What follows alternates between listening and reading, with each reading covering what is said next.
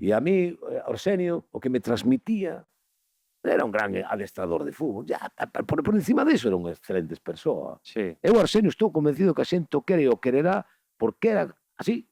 Era un sí. tipo moi auténtico, era un tipo que tiña E que esa a xente actitude sentíase vital. identificada con Que el. máis dá?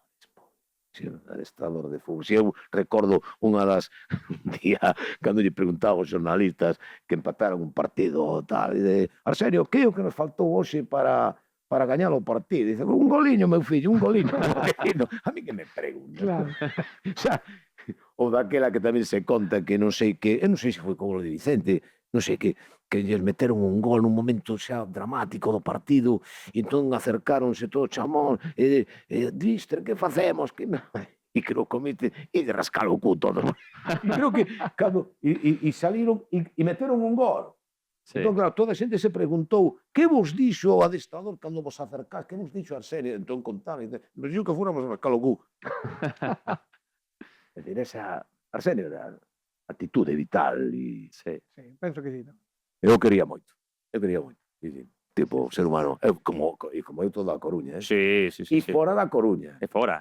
Porque a quen chegaba Arsenio era imposible. Tipo, tan ocurrente, divertido. Sí, sí, sí. E a moi un gran traballador, claro. Sí.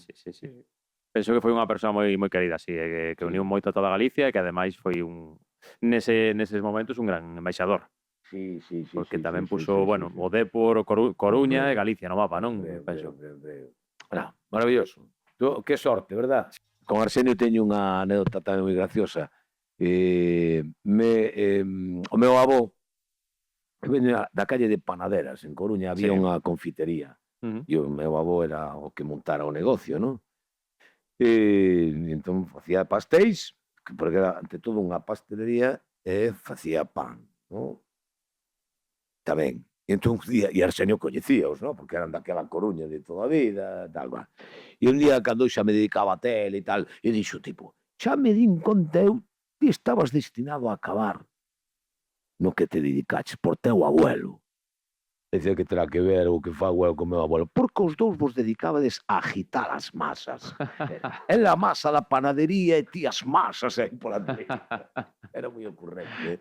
Arsenio era moi ocurrente. Alégrame moito polos liaños, polos bebetos, Yukis, etcétera, por todos os xogadores que fixeron posible a conquista deste merecidísimo título.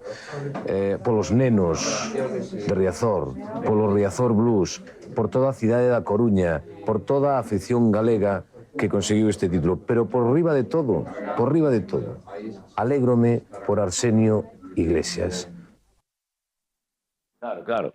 Sí, era... Isto foi despois da Copa do Rei de Madrid, a primeira Copa do Rei, a da chuvia. Sí, porque a min, despois de todo isto dos éxitos profesionais, se non queda realmente importante que é a persoa, a ver, o éxito profesional, se non vai unido ao éxito personal, eso non é éxito.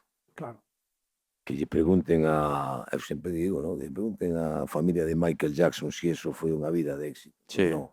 O de Elvis Presley, ou de tantos artistas ou xentes que triunfaron, que tiveron éxito, eso non podes chamar éxito.